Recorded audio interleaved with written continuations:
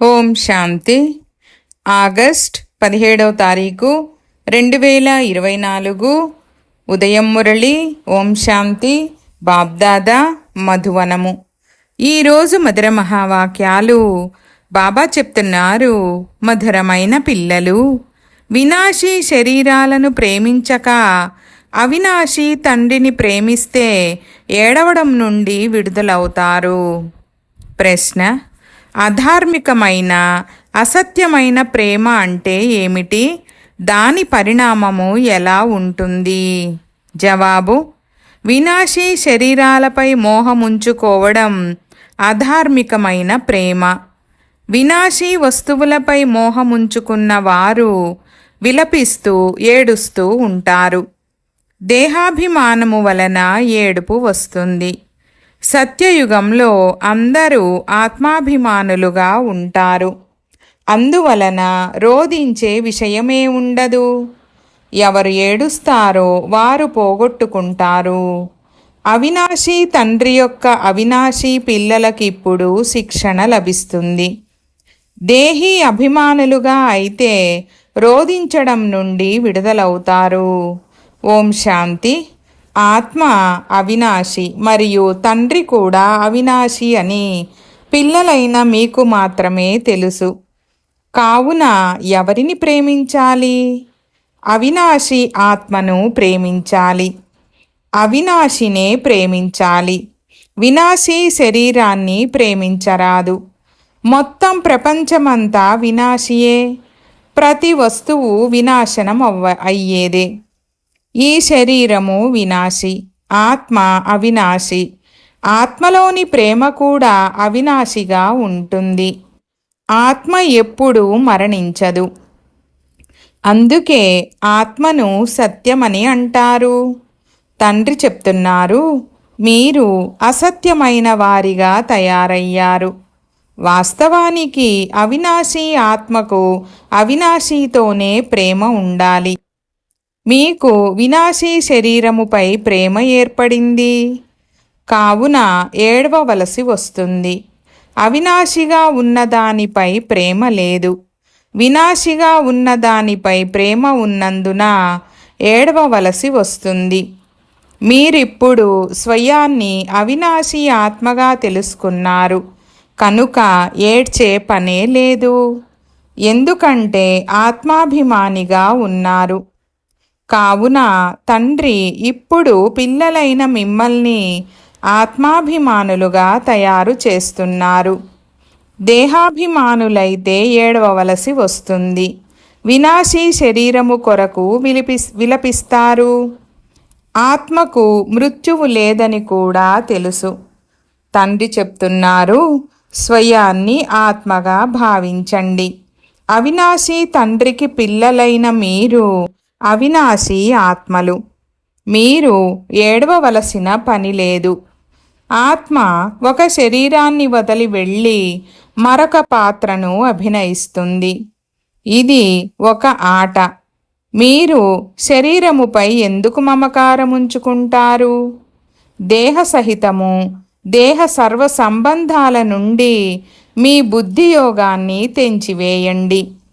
స్వయాన్ని అవినాశీ ఆత్మగా భావించండి. ఆత్మ ఎప్పుడూ మరణించదు. ఎవరు ఏడుస్తారో వారు పోగొట్టుకుంటారనే గాయనము కూడా ఉంది. ఆత్మాభిమానులుగా తయారైతేనే అర్హులుగా అవుతారు.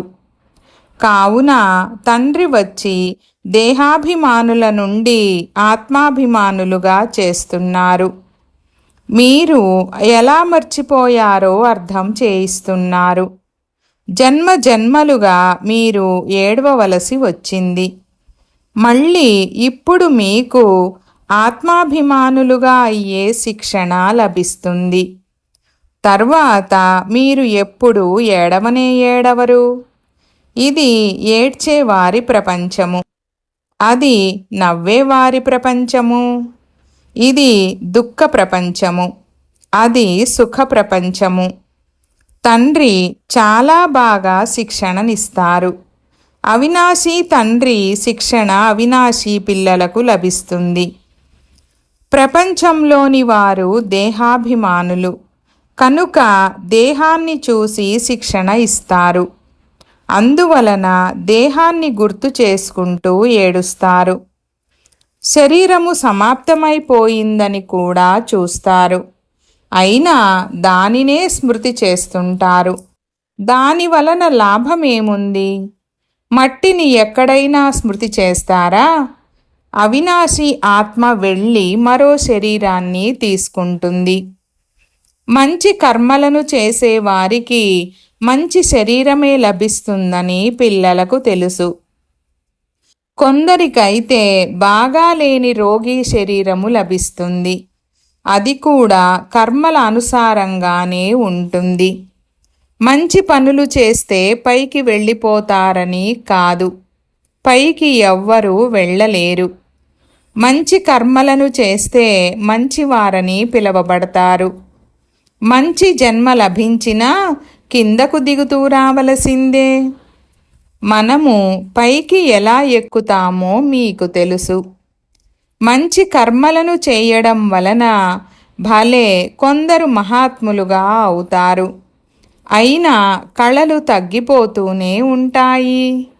అయినా ఈశ్వరుని స్మృతి చేస్తూ మంచి పనులు చేస్తే వారికి అల్పకాలిక క్షణభంగుర సుఖమునిస్తానని తండ్రి చెప్తారు.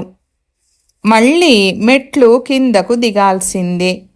భలే మంచి పేరే ఉండవచ్చు. ఇక్కడైతే మంచి చెడు కర్మల గురించి కూడా మానవులకు తెలీదు. రిద్ధి సిద్ధి క్షుద్రశక్తుల వారికి ఎంత గౌరవమునిస్తారు. వారి వెనకబడుతూ మనుషులు ఎంత హైరానా పడతారు. అంతా అజ్ఞాన సమయము. ఎవరైనా పరోక్షంగా దానపుణ్యాలు చేసినా ధర్మశాలలు ఆసుపత్రులు ఏర్పాటు చేస్తే వారికి మరుసటి జన్మలో తప్పకుండా దాని ప్రతిఫలము లభిస్తుంది. తండ్రిని స్మృతి చేస్తూ ఉంటారు, మరొక వైపు నిందిస్తూ కూడా ఉంటారు. అయినా నోటితో భగవంతుని పేరు చెప్తూ ఉంటారు. అమాయకులైనందున కొద్దిగా కూడా తెలీదు. భగవంతుని స్మృతి చేసి రుద్రునికి పూజ చేస్తారు. రుద్రుణ్ణి భగవంతుడని భావిస్తారు. రుద్రయజ్ఞము కూడా చేస్తారు. శివునికి లేక రుద్రునికి పూజ చేస్తారు. తండ్రి చెప్తున్నారు, నాకు పూజ చేస్తారు. కానీ తెలివిహీనులైనందువలన ఏమేమో తయారు చేస్తారు, ఏమేమో చేస్తారు. ఎంతమంది మనుషులున్నారో అంతమంది గురువులున్నారు. వృక్షములో కొత్త కొత్త ఆకులు, కొమ్మ, రెమ్మలు వెలువడుతూనే ఉంటే అది ఎంతో శోభాయమానంగా ఉంటుంది. వారు సతోగుణీలుగా ఉన్నందున వారికి మహిమ ఉంటుంది. ఈ ప్రపంచంలోని వారు వినాశీ వస్తువులను ప్రేమిస్తారని తండ్రి చెప్తున్నారు. కొందరికి చాలా ప్రేమ ఉంటే మోహంలో పడి పిచ్చివారైపోతారు. పెద్ద పెద్ద సేట్లు మోహానికి వశమై పిచ్చివారవుతారు. మాతలకు జ్ఞానము లేనందువలన వినాశీ శరీరము వెనుకబడి విధవగా తయారై ఎంతగా ఏడుస్తారు. గుర్తు చేసుకుంటూనే ఉంటారు. మీరిప్పుడు స్వయాన్ని ఆత్మగా భావించి ఇతరులను కూడా ఆత్మగా చూస్తే ఏమాత్రమూ దుఃఖము కలగదు. చదువు సంపాదనకు మూలమని అంటారు. చదువులో లక్ష్యము కూడా ఉంటుంది. కానీ అది ఒక్క జన్మ కొరకే. ప్రభుత్వము నుండి జీతము కూడా లభిస్తుంది. చదువుకొని ఉద్యోగం చేస్తారు. అప్పుడు ధనము మొదలైనవి లభిస్తాయి. ఇక్కడైతే అన్నీ కొత్త విషయాలే. మీరు అవినాశీ జ్ఞానరత్నాల ద్వారా జోలెను ఏ విధంగా నింపుకుంటున్నారు? ఎంతగా నింపుకుంటున్నారు? బాబా మనకు అవినాశీ జ్ఞానరత్నాల ఖజానానిస్తున్నారని ఆత్మకు తెలుసు. భగవంతుడు చదివిస్తున్నారు. కావున తప్పకుండా భగవాన్ భగవతిగా తయారు చేస్తారు. కానీ వాస్తవానికి ఈ లక్ష్మీనారాయణలను భగవాన్ భగవతని భావించడం తప్పు. పిల్లలైన మీరిప్పుడు అర్థం చేసుకున్నారు. ఓహో, మనము దేహాభిమానిగా అయితే మన బుద్ధి ఎంత నీచమైపోతుంది. జంతువుల బుద్ధి వలె తయారవుతుంది. జంతువులకు కూడా చాలా బాగా సేవ చేస్తారు. మానవులకైతే ఏ సేవ చెయ్యరు. పరుగు పందెములో పాల్గొనే గుర్రాలను ఎంత బాగా సంభాళిస్తారు. ఇక్కడ మనుషుల పరిస్థితి ఎలా ఉందో చూడండి. కుక్కలను ఎంత ప్రేమగా చూసుకుంటారు, నిమురుతూ ఉంటారు, పక్కన పడుకోబెట్టుకుంటారు కూడా. ప్రపంచ పరిస్థితి ఎలా అయిపోయిందో చూడండి. సత్యయుగములో ఇలాంటి పనులు జరగవు. కావున తండ్రి చెప్తున్నారు, పిల్లలు, మిమ్మల్ని మాయా రావణుడు అసత్యంగా తయారు చేశాడు. ఇది అధార్మికమైన రాజ్యము కదా. మానవులు అసత్యంగా ఉంటే మొత్తం ప్రపంచము కూడా అసత్యంగా అయిపోతుంది.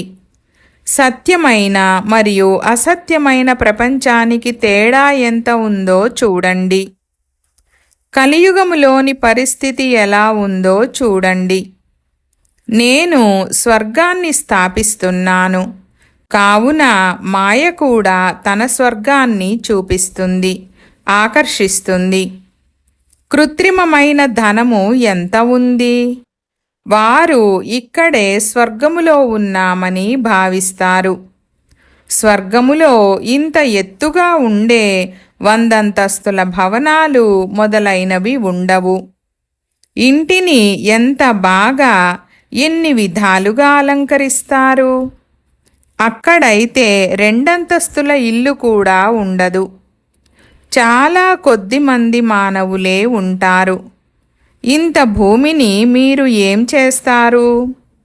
ఇక్కడ భూముల గురించి ఎన్ని విధాలుగా కొట్లాడుకుంటూ ఉంటారు. అక్కడ భూమి అంతా మీదిగానే ఉంటుంది. రాత్రికి పగలుకున్నంత తేడా ఉంది.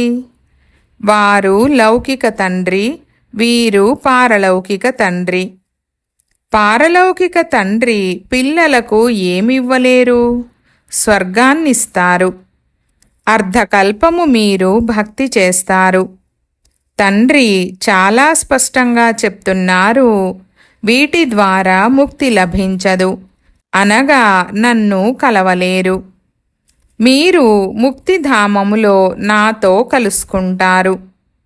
నేను కూడా ముక్తిధామములో ఉంటాను, మీరు కూడా ముక్తిధామములో ఉంటారు. మళ్ళీ అక్కడి నుండి మీరు స్వర్గములోకి వెళ్తారు. అక్కడ స్వర్గములో నేను ఉండను. ఇది కూడా డ్రామాయే. ఇదే విధంగా మళ్ళీ పునరావృతమవుతూ ఉంటుంది. తర్వాత ఈ జ్ఞానాన్ని మర్చిపోతారు, ప్రాయఃలోపమైపోతుంది. సంగమ యుగము రానంత వరకు గీతా జ్ఞానము ఎలా ఉంటుంది? ఇక ఉన్న శాస్త్రాలు మొదలైనవన్నీ భక్తి మార్గములోనివి. మీరిప్పుడు జ్ఞానము వింటున్నారు. నేను బీజరూపుడను, జ్ఞానసాగరుడను. మీతో ఏమీ చేయించను, పాదాలు కూడా పట్టుకోనివ్వను. ఎవరి పాదాలు పట్టుకుంటారు? శివబాబాకైతే పాదాలే లేవు. బ్రహ్మ పాదము పట్టవలసి ఉంటుంది. నేనైతే మీకు సేవాధారిని. వారిని నిరాకారుడని, నిరహంకారుడని అంటారు. అది కూడా పాత్ర చేసేందుకు వచ్చినప్పుడే నిరహంకారని అంటారు. తండ్రి మీకు అంతులేని జ్ఞానాన్నిస్తారు. ఇది అవినాశి జ్ఞానరత్నాల దానము.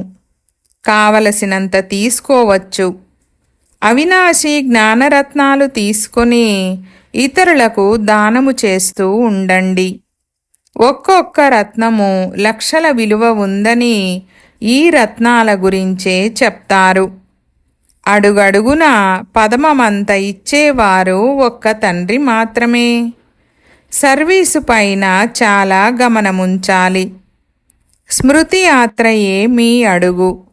దాని ద్వారా మీరు అమరులుగా అవుతారు. అక్కడ మృత్యువు మొదలైన వాటి చింత ఉండదు.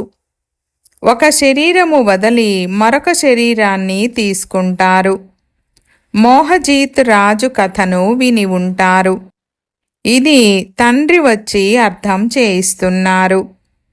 ఇప్పుడు తండ్రి మిమ్మల్ని ఆ విధంగా తయారు చేస్తున్నారు. ఇవన్నీ ఇప్పటి విషయాలే. రక్షాబంధన పండుగను కూడా ఆచరిస్తారు. ఇది ఎప్పటి స్మారకము? పవిత్రంగా అవ్వమని భగవంతుడు ఎప్పుడు చెప్పారు? కొత్త ప్రపంచము ఎప్పుడు ఉండేది? పాత ప్రపంచము ఎప్పుడు ఉండేది? మానవులకేం తెలుసు? ఇది కూడా ఎవరికీ తెలీదు. ఇది కలియుగమని మాత్రమే అంటారు. ఒకప్పుడు సత్యయుగం ఉండేది, ఇప్పుడు లేదు. పునర్జన్మలను కూడా అంగీకరిస్తారు. 84 లక్షల జన్మలని అన్నప్పుడు తప్పకుండా పునర్జన్మలు ఉన్నట్లే కదా. నిరాకారులైన తండ్రినే అందరూ స్మృతి చేస్తారు. వారు సర్వాత్మలకు తండ్రి. వారే వచ్చి అర్థం చేయిస్తున్నారు. దేహధారి తండ్రులైతే చాలామంది ఉన్నారు. జంతువులు కూడా తమ పిల్లలకు తండ్రిగా ఉంటాయి. జంతువుల గురించి తెలియజేయనప్పుడు జంతువుల తండ్రి అని అనరు. సత్యయుగములో మురికి కొద్దిగా కూడా ఉండదు. మానవులు ఎలా ఉంటారో వారి వస్తువులు, ఫర్నిచర్ కూడా అలాగే ఉంటాయి. అక్కడ పక్షులు కూడా చాలా ఫస్ట్ క్లాస్గా అందంగా ఉంటాయి. అన్ని వస్తువులు చాలా బాగుంటాయి. అక్కడ ఫలములు కూడా చాలా మధురంగా పెద్దవిగా ఉంటాయి. మరి అవన్నీ ఎక్కడకు పోతాయి? మధురతకు బదులు చేదుతనము వచ్చేస్తుంది. మానవులు 3వ శ్రేణి వారిగా అవుతారు. కనుక వస్తువులు కూడా 3వ శ్రేణివిగా అవుతాయి. సత్యయుగము ప్రథమ శ్రేణి కావున వస్తువులు కూడా ప్రథమ శ్రేణివిగా లభిస్తాయి. కలియుగములో అన్నీ తృతీయ శ్రేణివిగా ఉన్నాయి. వస్తువులన్నీ సతో రజో తమోగా మారుతూ ఉంటాయి. ఇక్కడైతే మజా ఏమీ లేదు. ఆత్మ కూడా తమో ప్రధానమే, శరీరము కూడా తమో ప్రధానమే. పిల్లలైన మీకిప్పుడు జ్ఞానముంది. అదెక్కడా ఇదెక్కడా? రాత్రికి పగలుకున్నంత తేడా ఉంది. తండ్రి మిమ్మల్ని ఎంతో ఉన్నతంగా చేస్తారు. ఎంత స్మృతి చేస్తారో అంత ఆరోగ్యము, ఐశ్వర్యము రెండూ లభిస్తాయి. ఇంకేం కావాలి? ఈ 2 వస్తువులలో ఒక్కటి లేకున్నా సంతోషం ఉండదు. ఆరోగ్యము ఉండి ఐశ్వర్యం లేకపోతే ఉపయోగమేమి? ధనముంటే ఎక్కడైనా తిరిగి రండని గాయనము కూడా ఉంది. భారతదేశము బంగారు పక్షివలే ఉండేదని పిల్లలకు తెలుసు. ఇప్పుడు బంగారెక్కడుంది? బంగారు, వెండి, రాగి ఏవీ లేవు. ఇప్పుడైతే కాగితాలున్నాయి. కాగితాలు నీటిలో కొట్టుకొని పోతే ధనమెలా వస్తుంది? బంగారైతే చాలా బరువుగా ఉంటుంది. ఎక్కడుండేది అక్కడే ఉంటుంది. అగ్ని కూడా బంగారును కరిగించలేదు. కావున ఇక్కడ అన్ని దుఃఖపూరితమైన విషయాలే. అక్కడ ఈ విషయాలేవీ ఉండవు. ఇక్కడ ఈ సమయంలో అపారమైన దుఃఖముంది. అపారమైన దుఃఖమున్నప్పుడే తండ్రి వస్తారు. తర్వాత అపారమైన సుఖముంటుంది. తండ్రి అయితే కల్పకల్పము వచ్చి చదివిస్తారు. ఇది కొత్త విషయమేమీ కాదు. సంతోషంగా ఉండాలి. ఖుషీనే ఖుషి. ఇది చివరి సమయంలోని మాట. అతీంద్రియ సుఖమును గోపగోపికలను అడగండి. చివర్లో మీరు చాలా బాగా అర్థం చేసుకుంటారు. సత్యమైన శాంతి అని దేనినంటారో తండ్రే తెలుపుతారు. మీరు తండ్రి ద్వారా శాంతిని వారసత్వంగా తీసుకుంటారు. వారిని అందరూ స్మృతి చేస్తారు. తండ్రి శాంతి సాగరుడు. తన వద్దకు ఎవరు రాగలరో తండ్రి అర్థం చేయిస్తున్నారు. ఫలానా ధర్మము వారు ఫలానా సమయములో వస్తారు, స్వర్గములోకి రాలేరు. ఇప్పుడు సాధు సత్పురుషులు చాలామంది ఉన్నారు, కావున వారికి మహిమ ఉంటుంది. పవిత్రంగా ఉన్నందున తప్పకుండా వారికి మహిమ ఉండాలి. ఇప్పుడు కొత్తవారు దిగివచ్చారు, పాతవారికి అంత మహిమ ఉండదు. వారు సుఖము అనుభవించి తమో ప్రధానమైపోయారు. అనేక మంది గురువులు రకరకాల వారు వచ్చారు. ఈ బేహద్ వృక్షము గురించి ఎవరికీ తెలీదు. భక్తి సామగ్రి ఎంత ఉంది! వృక్షము చాలా వ్యాపించి ఉంది. జ్ఞానమనే బీజము ఎంత చిన్నదిగా ఉంది! భక్తికి అర్ధకల్పము పడుతుంది. ఈ జ్ఞానమైతే కేవలం ఈ ఒక్క అంతిమ జన్మ వరకే ఉంటుంది. జ్ఞానాన్ని ప్రాప్తి చేసుకుని మీరు అర్ధకల్పము వరకు అధికారులుగా అవుతారు. భక్తి సమాప్తం అవుతుంది, పగలు వచ్చేస్తుంది. మీరిప్పుడు సదాకాలము కొరకు హర్షితంగా ఉంటారు. దీనిని ఈశ్వరుడిచ్చిన అవినాశీ లాటరీ అని అంటారు. దీని కొరకు పురుషార్థము చేయవలసి ఉంటుంది. ఈశ్వరీయ లాటరీకి మరియు ఆసురీ లాటరీకి ఎంత తేడా ఉంది! అచ్చా, मीठे मीठे सिकी लधे बच्चों प्रति मात पिता बाप दादा का याद प्यार और गुड मॉर्निंग. रूहानी बाप की रूहानी बच्चों को नमस्ते. हम रूहानी बच्चों की रूहानी बाप दादा को याद प्यार, गुड मॉर्निंग और నమస్తే నమస్తే బాబా నమస్తే. ధారణ కొరకు ముఖ్య సారము. 1వ పాయింట్, మీ స్మృతికి ప్రతి అడుగులో పదమమంత సంపాదన ఉంది. దీని ద్వారానే అమర పదవిని ప్రాప్తి చేసుకోవాలి. తండ్రి ద్వారా లభించిన అవినాశీ జ్ఞానరత్నాలను దానం చెయ్యాలి. 2వ పాయింట్, ఆత్మాభిమానులుగా అయ్యి అపారమైన సంతోషాన్ని అనుభవం చెయ్యాలి. శరీరాలపై గల మోహాన్ని తొలగించి సదా హర్షితంగా ఉండాలి. మోహజీతులుగా అవ్వాలి. వరదానము: ప్రతి ఘడియను అంతిమ ఘడియగా భావించి సదా ఆత్మిక ఆనందంలో ఉండే విశేష ఆత్మాభవ. వివరణ: సంగమ యుగము ఆత్మిక ఆనందంలో ఉండే యుగము. అందువలన ప్రతి ఘడియ ఆత్మిక ఆనందాన్ని అనుభవం చేస్తూ ఉండండి. ఎప్పుడు ఎటువంటి పరిస్థితి లేక పరీక్షలో తికమక పడరాదు. ఎందుకంటే ఇది అకాల మృత్యువులు జరిగే సమయము. కొంచెం సమయమైన ఆనందానికి బదులు వ్యాకుల పడితే, అదే సమయంలో అంతిమ ఘడియ వస్తే అంతమతి సోగతి ఎలా ఉంటుంది? అందువలన ఎవర్ రెడీ యొక్క పాఠాన్ని చదివించడం జరుగుతుంది. 1 సెకండు కూడా మోసం చేసేదిగా అవ్వగలదు. అందువలన స్వయాన్ని విశేష ఆత్మగా భావించి ప్రతి సంకల్పము, మాట, కర్మ చేయండి. సదా ఆత్మిక ఆనందంలో ఉండండి. స్లోగన్: అచంచలంగా అవ్వాలంటే వ్యర్థము మరియు అశుభాన్ని సమాప్తం చేయండి. ఓం శాంతి.